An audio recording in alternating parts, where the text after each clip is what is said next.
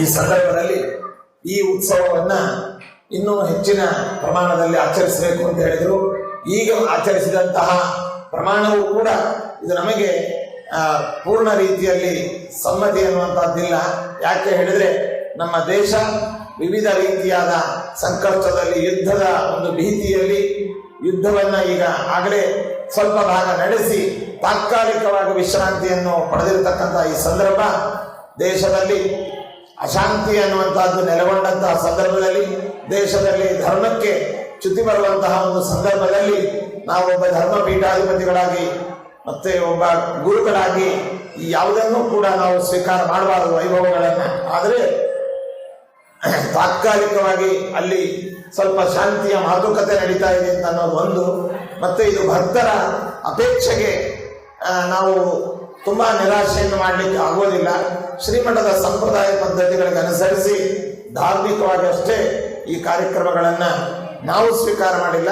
ಇದು ಭಗವಂತನಿಗೆ ನಾವು ಸಮರ್ಪಿಸಿದ್ದೇವೆ. ನಮ್ಮ ಗುರುಗಳ ಮೂಲಕವಾಗಿ ಏನು ದೇಶದ ರಕ್ಷಣೆಯಲ್ಲಿ, ದೇಶದ ಸುಭದ್ರತೆಗೋಸ್ಕರವಾಗಿ ನಮ್ಮ ಭಾರತದ ಘನವೆತ್ತ ಸರ್ಕಾರ, ಪ್ರಧಾನಮಂತ್ರಿಗಳು, ಅದೇ ರೀತಿಯಾಗಿ ಇತರ ಮಂತ್ರಿಗಳು, ರಕ್ಷಣಾ ಮಂತ್ರಿಗಳು, ಇವರೆಲ್ಲರೂ ಕೂಡ ಅತ್ಯಂತ ಜಾಗರೂಕರಾಗಿ ಮತ್ತು ವಿವೇಚನಾಪೂರ್ವಕವಾಗಿ ದೇಶದ ಸಮಗ್ರತೆಗೆ, ದೇಶದ ರಕ್ಷಣೆಗೆ, ದೇಶದ ಭದ್ರತೆಗೆ ಏನೆಲ್ಲ ಕಾರ್ಯಾಚರಣೆಯನ್ನು ಮಾಡ್ತಾ ಇದ್ದಾರೆ ಅವರನ್ನು ಈ ಸಂದರ್ಭದಲ್ಲಿ ಅಭಿನಂದಿಸಿ, ಮತ್ತೆ ಸೈನಿಕರು ರಾತ್ರಿ ಹಗಲು ಎನ್ನದೆ, ಬಿಸಿಲು ಮಳೆ ಎನ್ನದೆ, ಆ ಮಂಚಿನ ಒಂದು ಯಾವುದೇ ಇದನ್ನು ಕೂಡ ಲೆಕ್ಕಿಸದೆ ದೇಶದ ರಕ್ಷಣೆಗೋಸ್ಕರವಾಗಿ ನಿಂತಹ ಎಲ್ಲ ಯೋಧರನ್ನ ಮತ್ತು ಯುದ್ಧದಲ್ಲಿ ಸಾವನ್ನು ಅಪ್ಪಿರತಕ್ಕಂತಹ ವೀರ ಯೋಧರನ್ನ ಮತ್ತು ಅವರ ಕುಟುಂಬ ಸದಸ್ಯರನ್ನ, ಜೊತೆಯಲ್ಲಿ ಪೆಹಲ್ಗಾಮ್ ಇದರಲ್ಲಿ ಮಾರಣ ಹೋಮಕ್ಕೆ